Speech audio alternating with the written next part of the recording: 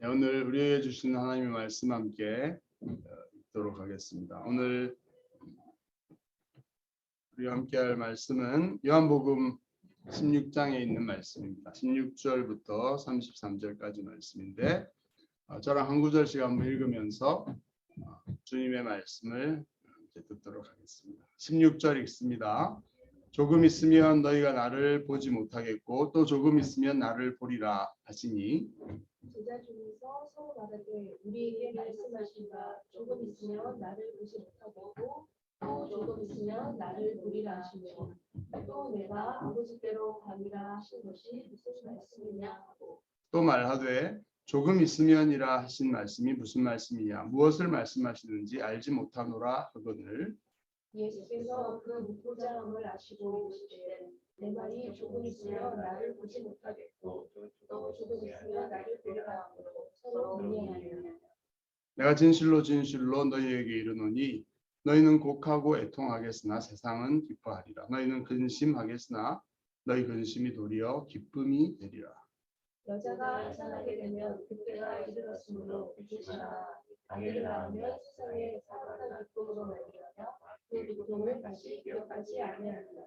지금은 너희가 근심하나 내가 다시 너희를 보리니 너희 마음이 기쁠 것이요 너희 기쁨을 빼앗을 자가 없으리라. 그날의 날에 너희가 아무것도 내게 묻지 아니하리라. 내가 진실로 진실로 너희에게 이르노니 너희가 무엇이든지 아버지께 구하는 것을 내 이름으로 주시리라. 지금까지는 너희가 내 이름으로 아무것도 구하지 아니하였으나 구하라 그리하면 받으리니 너희 기쁨이 충만하리라.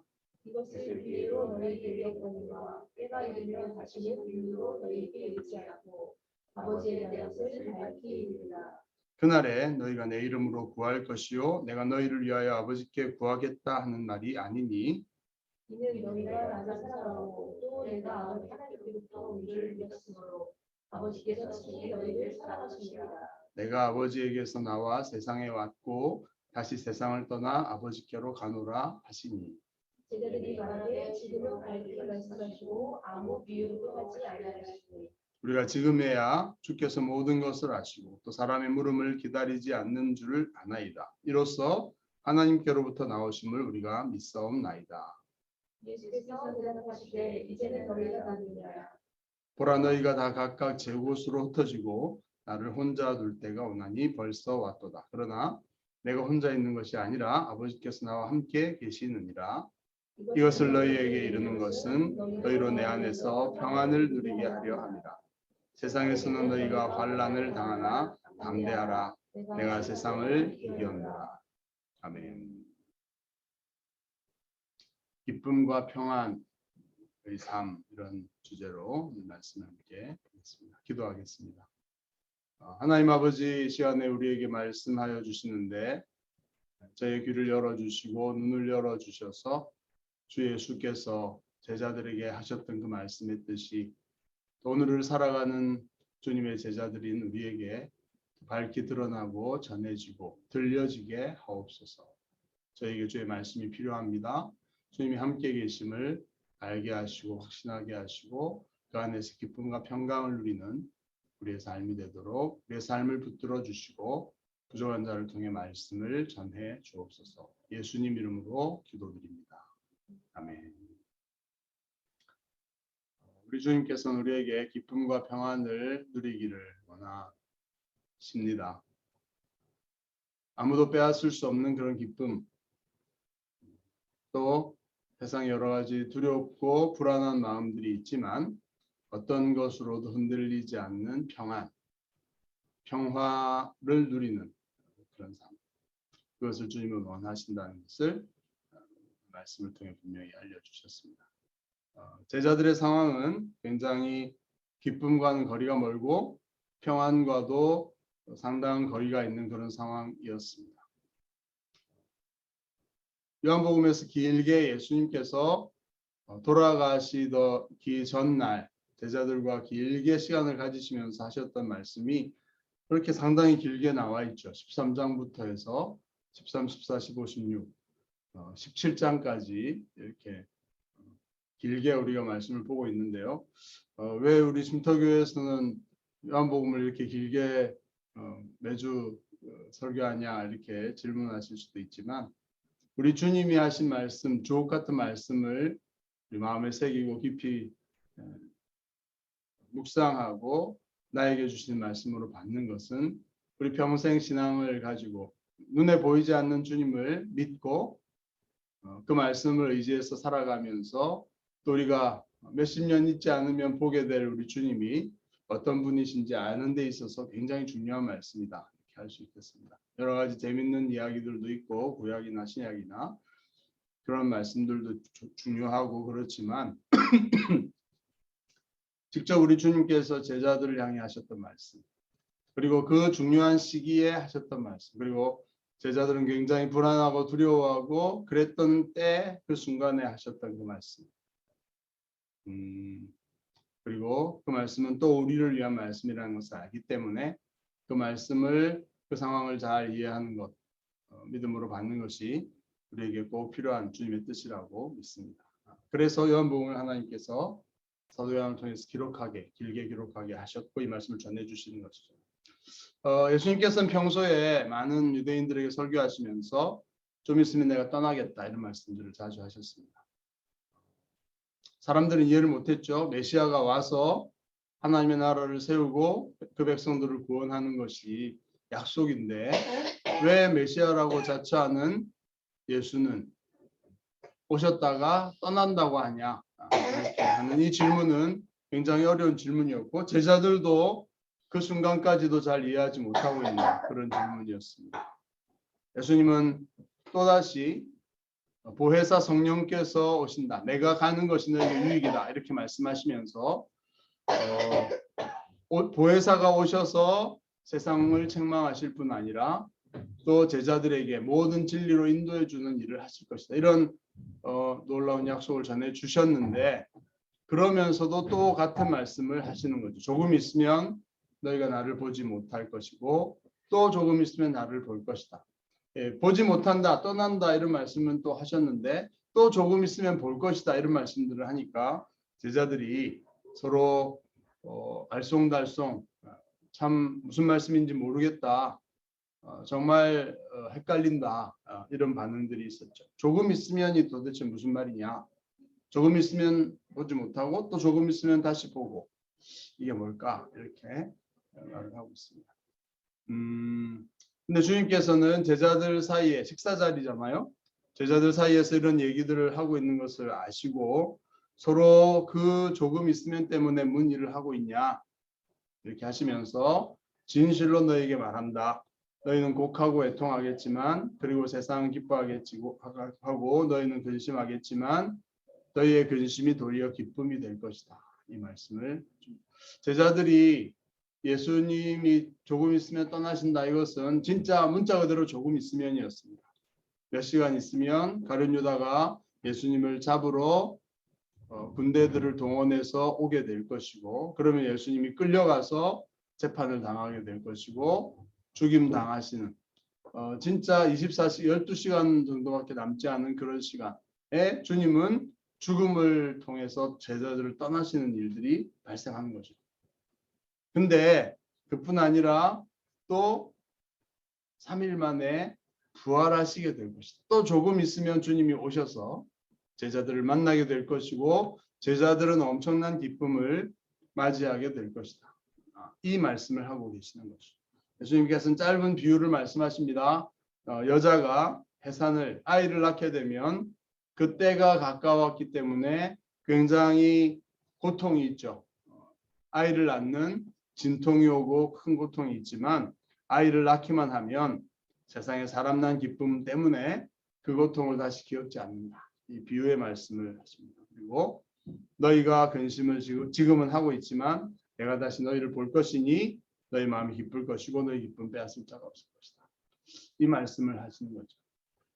이 비유랑 연결해서 보면 제자들이 근심하는 때가 왔기 때문에 고통하고 아파하는 그런 시간이지만 예수님이 다시 죽음을 통과해서 부활하셔서 다시 새로운 생명으로 제자들에게 다가오시게 되는 그 순간이 제자들에게 다가온다면 그 생명이 난 기쁨. 이 생명은 그냥 아이가 태어난 정도가 아니라 죽으신 주님께서 다시 부활하셔서 생명의 주가 되셔서 우리의 모든 죽음과 고통, 죽음에 딸려 있는 것들이 너무 많잖아요. 질병과 늙어가는 것과 생로병사라고 불교에서 말하는 그 모든 것이 죽음에 달려 있는 것입니다. 그 죽음을 해결하시고 새로운 생명으로 우리에게 제자들에게 다가오시는 것이죠. 그 생명이 나는 생명을 다시 부활을 말하는 것인데 부활하시는 그것을 통해서 인류에게 미칠 이 기쁨, 죽음을 극복하고 새로운 생명 가운데 살아가게 하는 이 기쁨을 빼앗을 자가 없을 것이다. 이렇게 말씀하십니다. 그래서 이 기쁨에 대해서 주님은 두 가지로 말씀하시죠. 그날에는 23절 읽어보겠습니다. 시작. 그날에는 너희가 아무것도 내게 묻지 아니하리라. 내가 진실로 진실로 너희에게 이르노니 너희가 무엇이든지 아버지께 구하는 것을 내 이름으로 주시리라. 이 두 가지가 기쁨을 누리고 또 결코 빼앗기지 않을 이유로서 주님은 말씀하십니다. 그날에는 너희가 아무것도 내게 묻지 않을 것이다. 물을 필요 없이 명확하게 알게 될 것이다. 조금 있으면 나를 보지 못하고 또 조금 있으면 나를 보게 될 것이고 기쁨을 얻을 것이다. 이게 무슨 말인지 수수께끼 같은 말이긴 한데 그날에는 며칠 안 남았습니다. 그죠? 죽으시고 부활하시고 부활하신 주님을 만나게 되는 그 날에는 제자들이 밝히 깨닫게 되는 것이죠. 주님이 무슨 뜻으로 하신 말씀인가? 좀 더 깊이 생각해 보면 주님이 정말 누구신가? 하나님께로부터 오신 하나님의 아들이시고 사람의 죄와 죽음의 문제를 해결하기 위해 십자가에 죽으시고 그 다음에 다시 부활하셔서 죽음을 해결하는 죽음을 넘어서는 인간의 구원의 길을 열어주시는 그런 분이시구나 하는 것을 밝히 알게 됩니다. 제자들도 하나님의 아들이다. 하나님께로부터 왔다. 메시아다. 이것을 믿었지만 그것이 인류에게 그들에게 무엇을 의미하는지를 밝히 알지는 못했습니다. 예수를 믿으면 그 받는 구원이라는 것이 무엇인가. 그러나 부활하신 주님을 통해서 완전히 새로운 차원의 생명을 얻게 하시는 것이 하나님의 인류를 향한 구원의 목적이다 하는 것을 그냥 체험적으로 아는 것이죠. 부활하신 주님을 만남을 통해서 더 이상 물을 것이 전혀 없는 그런 상태가 될 것이다. 그것이 주는 기쁨을 말하는 것이죠. 지난주에도 제가 그런 얘기를 한 것 같은데 이 말씀을 쭉 생각하면서 제 삶에 가장 기뻤던 게 뭔가 이런 걸 질문을 해봤습니다. 여러분들은 어떤 게 가장 기뻤던 일이 있었습니까? 엊그제 그 질문을 하면서 생각이 나는데 엊그제 저기 뒤에 있는 스토리집 저것을 좀 만들었는데 저와 함께 일하던 우리 신낙균 선생님이 도와준다고 했는데 하나는 완성했는데 하나는 이게 세우는 기둥이 안 들어가 가지고 너무 힘들었어요. 그래서 몇 시간 동안이나 씨름했는데 합창 연습 마칠 때까지 기다렸다가 하셨는데 그게 어떻게 펜치로 해가지고 딱 들어갔어요. 청소를 마쳐야 되는데 막 잘 안 되다가 그래서 오늘 하루 중에 이게 제일 기쁘다 이렇게 말씀하시더라고요. 그런 문제들이 생기면 정말 하나가 딱 해결되면 착착착 이렇게 되는데 그게 안 돼서 풀리지가 않아서 정말 막혀있던 이런 문제가 있죠. 상징적으로. 그런 게 해결되어서 일사천리로 쫙 그것 때문에 이렇게 풀리게 되면 굉장히 시원하고 기쁘죠. 매일 살아가면서 그런 순간들이 짧게 있습니다.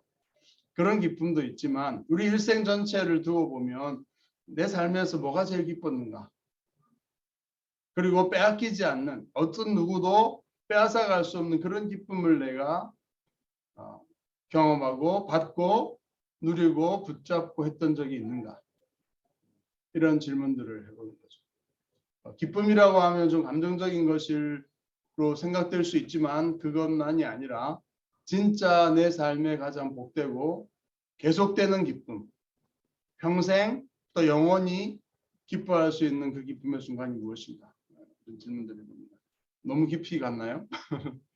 근데 저에게 있어서는 정말 제 일생에 정말 힘들었고 고민스러웠던 그것은 진짜 하나님이 보이지 않는 그 하나님이 계시는 게 맞나?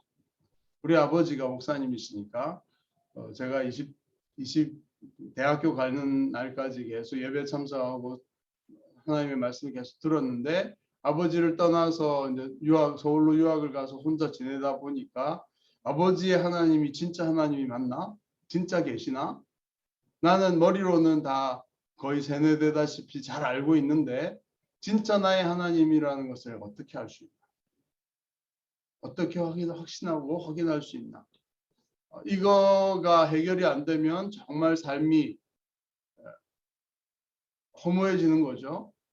창조하신 하나님이 진짜 계시면 좋겠는데 알 길은 없고 만약에 안 계신다면 그리고 아버지가 나에게 쭉 교회를 통해서 하셨던 말씀들이 사실이 아니라면 내 인생은 도대체 뭐고 나는 무엇을 위해 살아야 되고 만약에 진화론이나 이런 것들이 진짜라면 아무것도 아닌 그 아메바나 이런 우연의 산물로서 내가 태어났고 그렇게 살다가 몇십 년 살다가 떠나버리는 게 인생의 끝이라면 내가 이렇게 고민하고 있고 뭔가 가치와 의미를 찾으려고 하고 이렇게 하는 모든 것들이 헛수고라면 미래가 없고 죽음 이후에 것들이 없다면 이런 고민들 속에서 이 질문은 대학교 1학년, 2학년 동안 계속 저를 괴롭히고 답을 알 수 없어서 회의하고 의심하고 불안해하고 두려워했던 그런 것이었습니다. 제가 이렇게 미소 지으면서 그 얘기를 할 수 있는 것은 축복이죠. 근데 어쨌든 하나님께서는 말씀 복음을 통해서 예수님이 부활하신 것이 역사적 사실일 뿐 아니라 하나님께로 왔고 하나님께로 돌아가시고 지금 하나님 보좌 우편에서 세상을 다스리시며 구원하시고 세상을 통치하시는 그 하나님이 정말 살아계신다 하는 것들을 알게 해주시고 확신하게 깨닫게 하실 뿐 아니라 확신할 수 있게 해주셨습니다. 그래서 아무것도 그 사실에 대해서 더 이상 질문하지 않아도 되는 것으로 진리를 밝히 알게 해주셨다. 제 삶의 큰 전환점이었죠. 제 인격이 바뀌고 하는 것들은 시간이 더 필요하고 있지만 그러나 제 삶에 있어서 어떤 삶의 기반과 토대가 되는 것이 딱 놓여지는 그런 시간은 진리를 알고 예수님이 누구신가 정말 예수님을 통해서 하나님이 살아계신다는 사실을 확인하고 확신할 수 있었던 때였습니다. 아무것도 내게 묻지 아니할 그것에 관해서는 더 물을 필요가 없는 자명하고 명확한 그 진리를 알게 되었을 때 그 기쁨은 지금도 이렇게 미소 짓게 하는 기쁨이고 저희 일생의 가장 큰 기쁨이었다 생각합니다. 여러분들에게도 그런 순간이 있어서 이 자리에 와 계신 줄로 믿고 그렇게 되기를 바랍니다.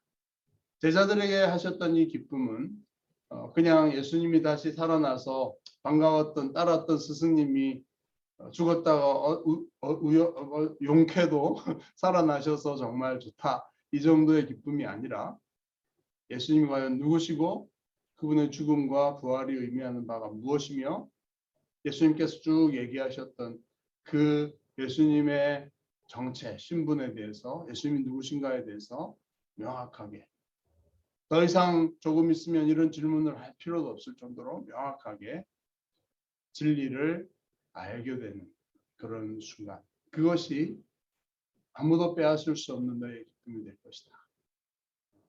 저는 이 말씀이 예수님이 정말 진심으로 하셨던 말씀이고 저의 삶에 명확하게 적용되고 와닿는 말씀이었다. 이렇게 증언할 수 있는 거죠. 2000년이나 지났지만 주님이 하신 이 말씀은 진실한 말씀입니다.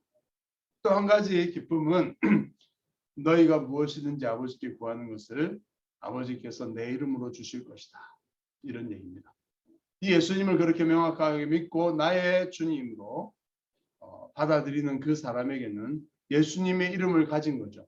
이름이라는 것은 그 이름을 믿는다는 것은 인격적인 관계를 말하고 예수님 자신의 인격을 나와 깊이 밀접한 관계가 있는 관계로 들어간다는 뜻입니다. 그래서 그 이름을 가졌다는 것이 되는 것인데 그 이름으로 아버지께 구하는 것을 아버지께서 예수님의 이름으로 기도에 응답해 주시겠다는 것입니다. 지금까지는 내 이름으로 아무것도 구하지 예수님의 이름으로 구한 것은 없죠. 예수님의 이름이라는 것이 여기 상당히 중요하게 다루어지고 있죠. 우리가 하나님께 기도할 때 예수님의 이름으로 기도합니다. 이렇게 무슨 부적처럼 붙이는 주문처럼 붙이는 그런 개념이 아닌 거죠. 예수님의 이름은 하나님께서 우리가 예수님으로 이름으로 기도할 수 있게 하셨고 예수님이 그리고 하나님께서 그 기도에 대해서 예수님의 이름으로 하는 그 도장이 찍혀져 있는 예수님 때문에 우리에게 주실 것이다 이런 얘기입니다. 너의 기쁨이 충만하게 될 것이다. 하나님께 기도할 수 있는 특권, 하나님께 직접 나아가서 뭔가를 요청하고 구할 수 있는 그 근원이 그 시작은 예수님이시다. 특별히 이 순간이죠. 예수님이 몇 시간 후에 잡혀가서 죽으시고 부활하심으로써 예수님이 누구이고 예수님의 이름이 무엇인지가 드러나는 것인데 그 예수님 때문에 하나님께 우리가 직접 나아가서 기도할 수 있고 그 예수님의 이름 때문에 예수님 때문에 하나님이 우리의 기도를 외면하지 않으시고 주신다. 물론 이제 복잡합니다. 기도한다고 예수님의 이름으로 한다고 무조건 내가 원하는 때에 다 주시느냐 이런 건 아니죠. 주신다고는 되어 있지만 하나님은 우리를 잘 아시고 우리에게 가장 좋은 때에 가장 좋은 방법으로 주십니다. 그렇죠? 준비가 안 돼 있으면 기다리게 하셨다가 주시기도 하시고 또 아니라고 그거는 네가 구한 너를 파괴시키는 거기 때문에 안 주겠노라고 대답해 주십니다. 이것도 주시는 거죠. 별로 마음에 안 드십니까? 내가 원하는 걸 주셔야 됩니까? 자녀들이 구하는 걸 다 무조건 주는 게 사랑으로 주는 게 아니죠. 안 주는 것도 주는 것이고 얘기가 이상하게 될 수 있지만 그런 선문답을 하자는 게 아니라 하나님 우리에게 좋은 걸 주시는데 예수의 이름으로 주신다는 것입니다. 하나님께 우리가 기도할 수 있고 관계 아버지라고 부를 수 있는 것은 바로 예수님이 십자가에 죽으시고 부활하는 이 순간, 이 사건 때문에 예수님의 이름으로 하나님께서 우리와 관계를 맺으신다. 이런 이야기죠. 하나님과 우리가 교제할 수 있고 어떤 인격적 관계를 맺고 하나님의 아버지라고 부를 수 있게 된 모든 것은 예수님 때문입니다. 세상에서 많은 대상들을 향해 신들을 향해 기도하지만 진짜 하나님이 참신이시고 그 하나님이 우리의 기도와 우리의 생명과 영혼을 구원하실 수 있는 분이시라면 그런 은혜와 그런 축복이 그런 기도의 응답과 하나님이 하시는 복이 우리에게 올 수 있게 그 장벽을 다 길을 열어주신 분은 예수님이십니다. 예수의 이름으로. 그래서 우리가 우리의 잘나서 우리가 뭘 하나님 앞에서 착한 일을 해서 하나님 앞에 이걸 달라고 내가 이런 좋은 일을 했으니 나한테도 좀 주셔야 되지 않냐고 이렇게 말하는 이런 관계로 하나님이 응답하시는 게 아니라 그런 선한 일이 나쁜 것은 아니지만 근본적으로 거룩하신 하나님께서 우리와 관계를 맺으실 수 있는 그 회복과 구원의 길은 예수님의 죽음과 부활을 통해서입니다. 그래서 기도할 수 있고 기도에 응답하시는 이 확실한 사실인데 정말로 하나님이 응답하시거든요. 오늘날도 기적을 행하시고 그렇죠. 오늘 이 말씀을 이 두 가지 기쁨의 근원에 대한 이 주님의 말씀을 생각하면서 저는 또 두 번째 하나님께서 제가 경험했던 성경이 얘기하는 어떤 기적적인 치유와 구원의 모습들도 생각이 났습니다. 굉장히 그게 기뻤거든요. 저도 기뻤고 또 제가 섬겼던 대학부의 그 당사자도 기뻤는데 뭐 이름을 밝힐 필요는 없지만 평생 이렇게 소아마비로 다리를 절뚝거리고 이렇게 살았던 처녀가 하나님 앞에 당했던 고통들, 놀림당하고 스스로 힘들고 열등감 이런 것들을 가지고 어느 겨울 수련회, 대학부 수련회 때 하나님 앞에 막 기도했고 우리는 잘 몰랐죠.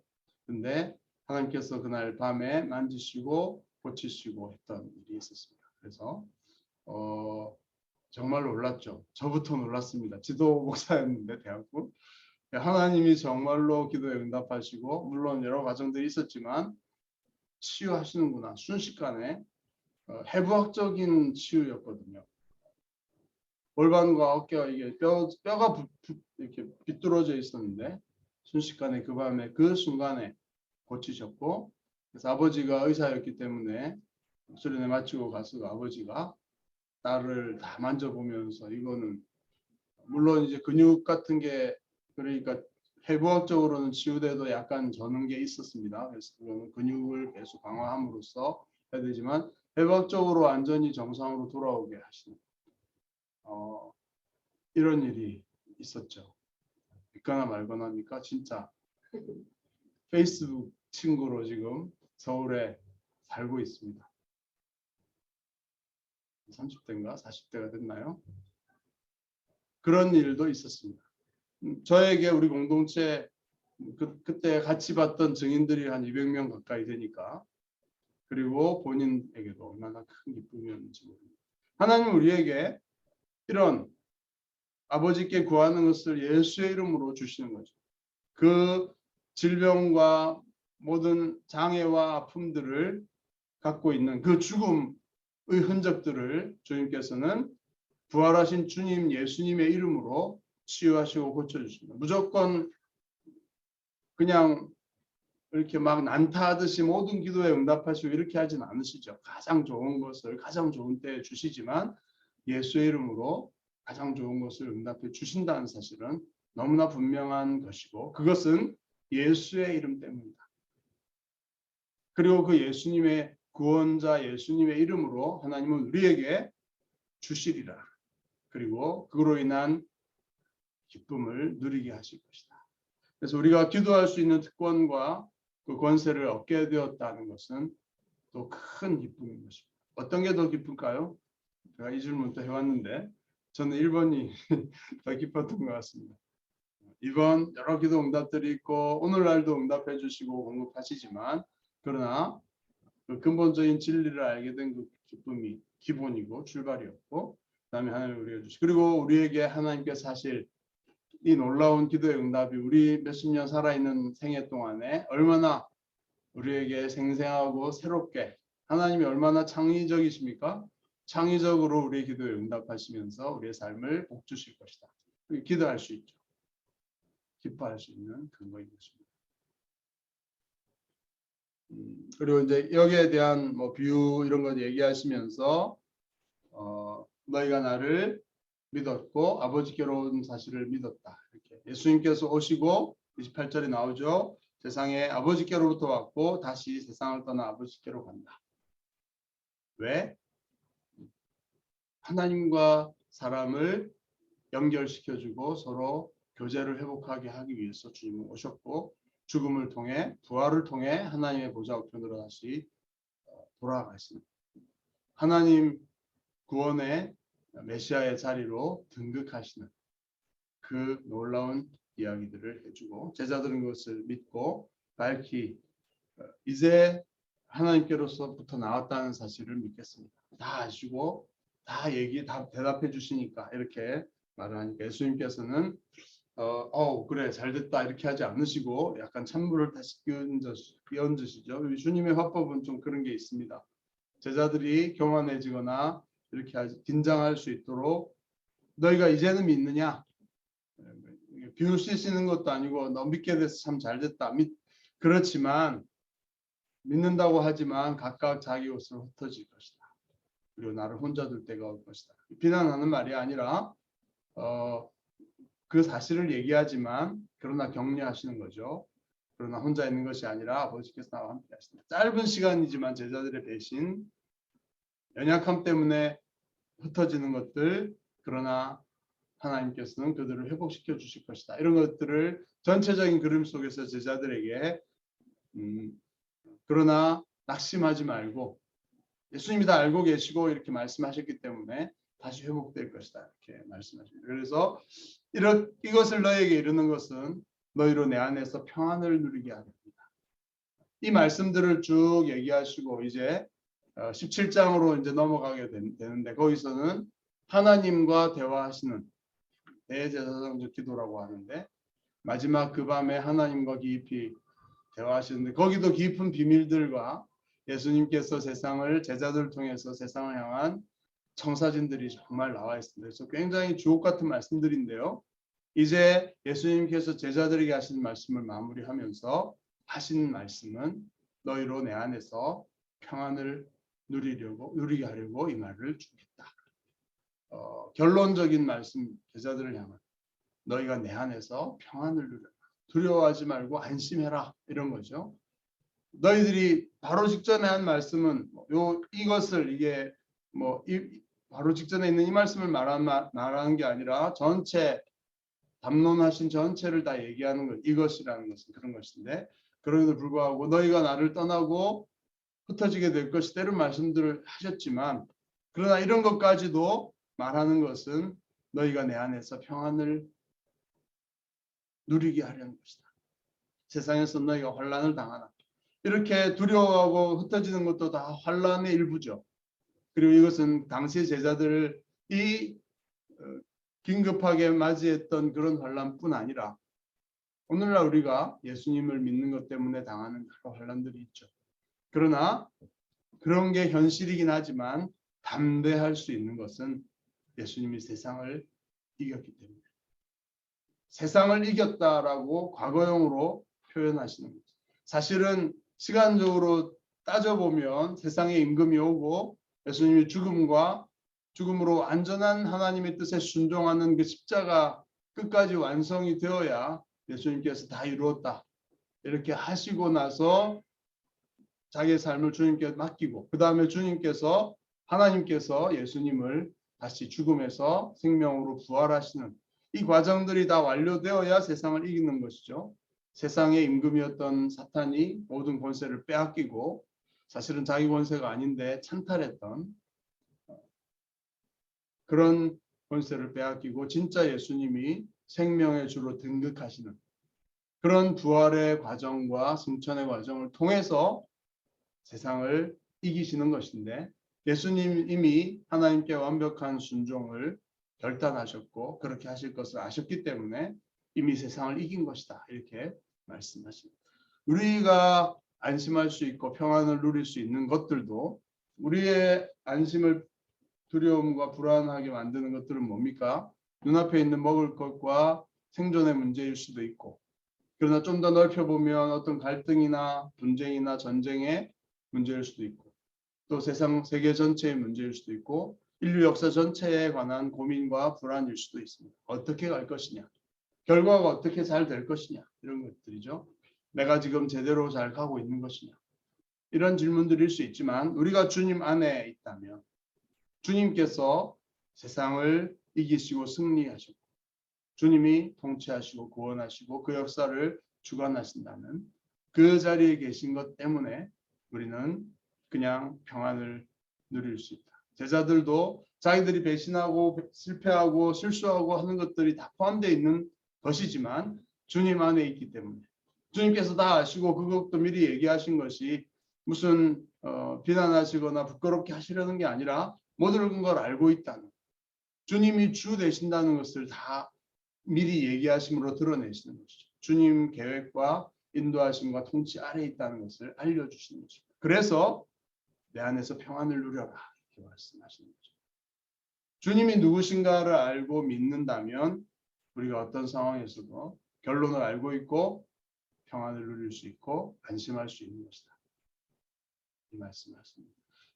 이 큰 그림 속에서 주님 우리에게 매일의 삶이 기쁨과 진리를 아는 기쁨, 또 하나님과 소통하며 하나님의 응답과 도우심 가운데 기대하며 살 수 있다는 것, 기도에 관한 기대와 기쁨, 그리고 주님이 하나님 보좌 우편에 우리가 수도신경에서 늘 고백하는 것처럼 앉아 계시고 마지막 최후의 심판을 하러 다시 오실 것이고 그 구원이 완성될 것이고 또 우리의 씨름, 우리의 싸움이 세상에 참된 평화를 주는 그런 하나님 나라의 것이 되는 것이고 이런 것들을 우리가 믿으면서 감사 평안을 누리는 그런 삶을 주님이 말씀하시죠. 제자들이 이 말씀을 우리처럼 속속들이 우리가 다 하는 건 아니지만 이렇게 전후 관계를 이해하고 이 말씀을 그 당시에 받아들이지 못했던 것 같습니다. 불안하고 두려워서 도망도 하고 예수님이 도대체 어떻게 이렇게 했을 것이냐. 그러나 우리는 훨씬 축복이죠. 이 말씀 우리에게 주신 약속이다 이렇게 저는 생각합니다. 한 주간 살아가면서 이 말씀 깊이 상당히 긴 말씀이었는데 주옥 같은 주님의 말씀, 특별히 기쁨과 평안에 대한 이 약속을 믿음으로 받으시고 어떤 개개인마다 다른 상황과 형편이 있겠지만 기쁨과 평강을 누리시며 승리하시는 그것을 통해서 주 예수께서 통치자이시고 구원자이심을 증언하며 이 기쁨과 평안을 전하는 그런 삶 되시기를 축복합니다. 잠깐 기도하겠습니다. 주님의 말씀이 우리를 향한 격려와 위로의 말씀이었으며 그것이 우리가 깊이 깨닫고 믿음으로 받을 수 있는 진실한 참된 말씀인 것을 저희가 고백하며 감사드립니다. 주님께서 원하셨던 이 기쁨과 평강이 매일 우리의 삶에 충만하게 하시고 어떤 누구도 빼앗아갈 수 없는 그런 평안과 기쁨을 누리는 주님의 자녀들 우리의 삶이 되도록 우리의 믿음을 붙잡아 주시고 더 크게 강하게 하여 주시옵소서. 우리의 삶을 통해 주님 영광 받으시기를 원합니다. 귀한 말씀 감사하며 예수님 이름으로 기도합니다.